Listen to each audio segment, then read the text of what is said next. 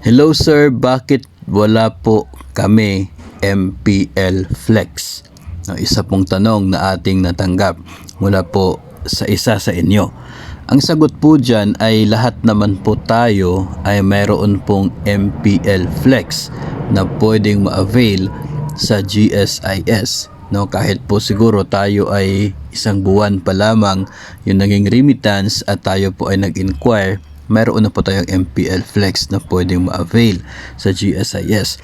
Sa GSIS Touch mga master ay hindi po ninyo makikita yung term na nakasaad talaga na MPL Flex o kaya ay Multipurpose Loan Flex. No?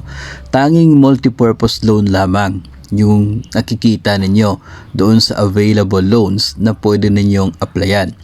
No, wala pong flex na nakasaad dyan, kaya siguro baka naisip niyo na baka hindi yun MPL Flex.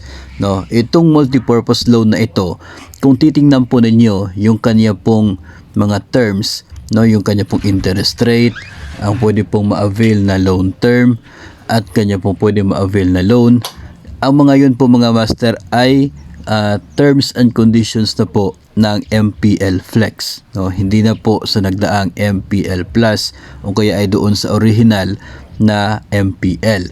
No, hindi lamang po nakasaad talaga diyan na flex, no. Wala pong MPL Flex na makikita, tanging multipurpose loan lang. Pero as I said, yung kanya pong mga terms ay lahat po ay nakabatay na doon sa terms and conditions ng bagong loan offer ng GSIS na MPL Flex, no? So, huwag po kayong magtaka kung bakit wala kayong makikita na flex dyan sa inyo pong available loans dahil hindi po talaga nakikita yung word na flex, no?